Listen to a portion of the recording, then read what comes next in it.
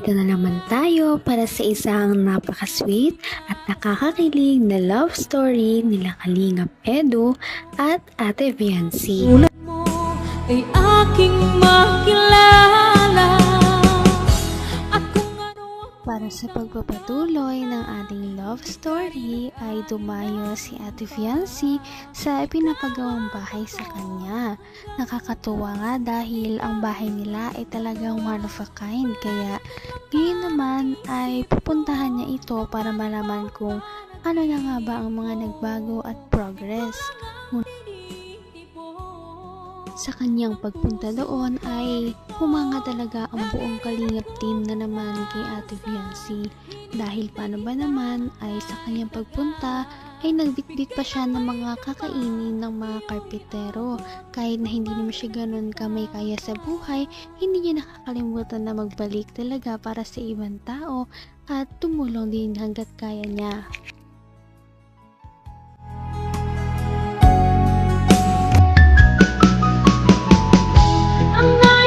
Niyata ako doon ah. Ang birat. Nalaging kamay ko doon. Tingnan tayo yung taas. Tingnan nga natin yung taas. Yung bahay niya kung... Ano? Ingat, madulas. Ay, wow. Wow, grabe oh. Ano to? Kwarto rin pala to. Ano po? Kaya yung kwarto dito. Dalawa eh. Saan ilalagay yung mga gamit mong marami? Kadami-dami mong gamit. Puno na yung bahay ng gamit mo. Ang bihira ka. Dapat malaki ang kwarto mo eh. Tapos dito, CR mo.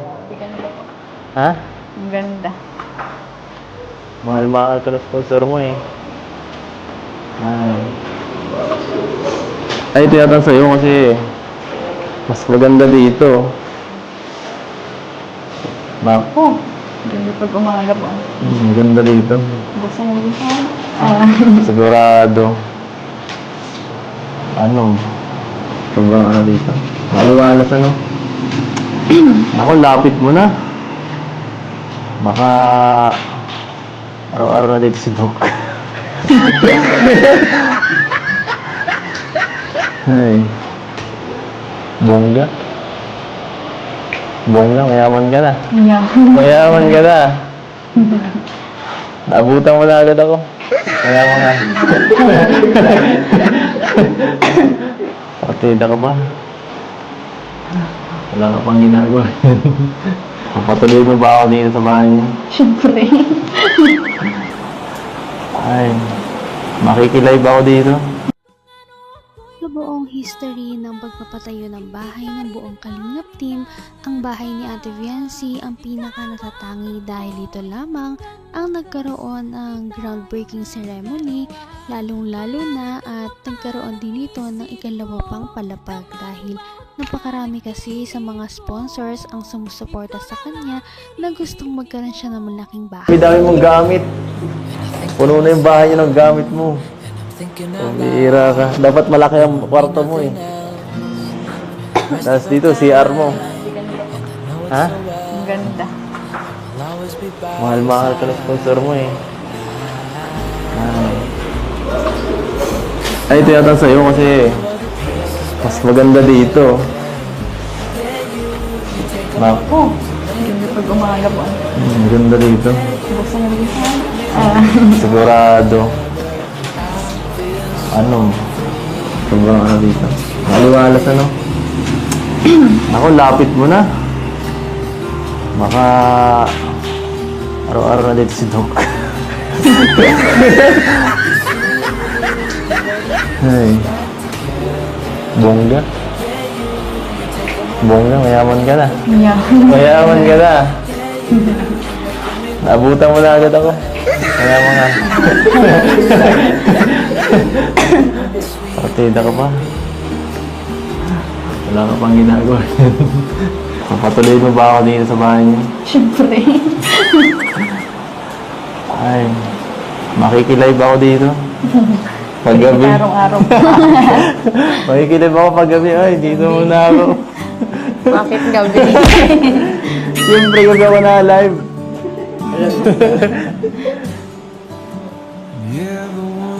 Kaya hindi po ako minsan nakakapanood ay. Anong oras na kayo na-live? Hindi ka nanonood talaga. Hindi. Ay. Ano? Ano masabi mo? Thank you Masaya po. ka na? Thank you sa mga nag-sponsor din po. Tapos kay Kuya Rab, siyempre. Kay Kuya Van. Siyempre, Masaya. site bossing. Kahit saan talaga magpunta ang EDC Love Team, talagang pinapakilig nila ang mga tao sa kanilang paligid. At hindi nila ito naiiwasan dahil nga napakalakas din talaga ng kanilang chemistry. Nakakatuwa dahil ngayon lamang sila nagsamang dalawa na maglibot sa pinapagawang bahay nila Ate Viancy. Mahal. Ano ka? Kaya mga... Partida ka pa. Wala ka pang ginagawa. Papatuloy mo ba ako dito sa bahay niyo? Siyempre. Ay, makikilive ako dito. Paggabi. Araw-araw po. Makikilive ako paggabi. Ay, dito muna ako. Bakit gabi? Siyempre, kung ako na live.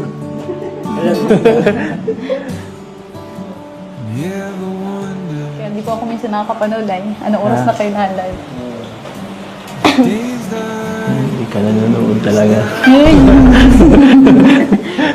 Hindi. Ay. Ano? Ano masabi mo? Thank you Masaya po. ka na? Thank you sa mga nag-sponsor din po. Tapos kay Kuya Rab, siyempre. Kay Kuya Van. Siyempre, Masaya. site bossing.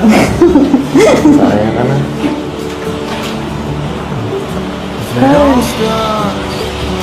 Wala na akong maisip na. Lagi man po ako masaya. Masaya ka?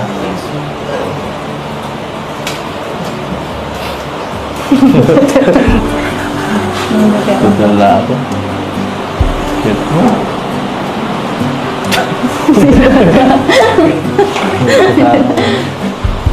Wala na. Wala.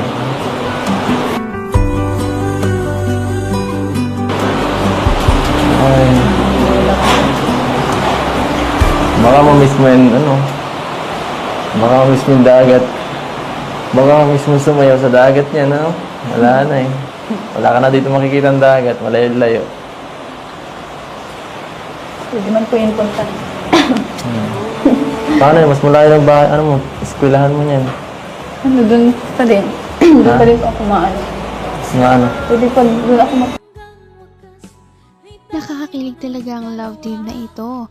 Hindi na lamang si Kalingap Edu ang gumagawa ng paraan para magpakilig sa mga viewers, ganon na rin si Ate Viancy.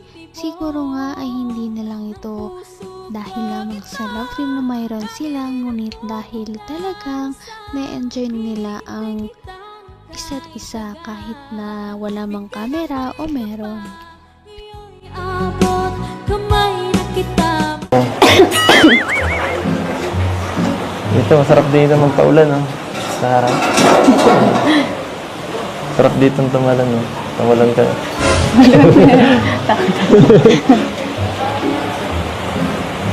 sobrang layo na po sila ate. Malayo.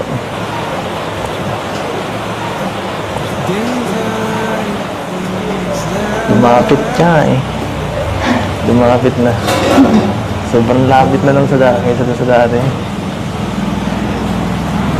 Dito mo ako tatanawin, halimbawa. Halimbawa, nandiyan ako, dadaan, ano? Tapos, paano mo ko babatiin nun? Pag dumaan ako dyan. Hi! Ganun. Mas maganda ng bungad mo yan. Kapag ano, maganda dyan tumambay. Pagka maganda ang panahon. May parang terrace pa sa, ano, sa taas. Napakaganda. Grabe. Walang ganyan sa amin. Nakaingit. Nakaingit ka. Tapos, kape-kape ka. Invite mo naman ako pag mga ganun, ha? Hindi yung pinapauwi mo ako lagi. Hindi ko ako. Pinapauwi mo ako lagi. Para Nasumbong mo ako. ha?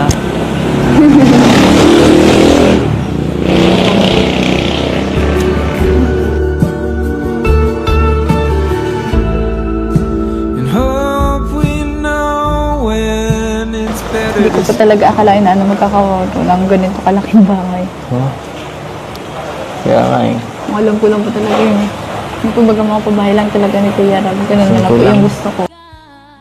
Bigay ng may kapal. Sana nga ay makalipat na si Ate Viancy at ang kanyang pamilya sa kanilang bagong bahay. Sana ay matapos na ang pagpapagawa dito para makalipat na sila at hindi na sila palagi nag-aalala kapag may mga unos man na dumating sa kanila at mas magiging maginhawa na ang kanilang pamumuhay. Ngayon'y abot ng puso. Napaka-sweet talaga nila at napakabait ng tambalang ito kaya maraming sumusuporta. Kaya naman, sana ipatuloy natin silang suportahan at mahalin si Viancy, si Kalingap Edu at ang Kalingap Team. Yan lamang at maraming salamat sa panonood. Abangan natin kung magkakatuluyan ba talaga si Kalingap Edu at Viancy. Hanggang sa muli. Bye! Ngayon'y abot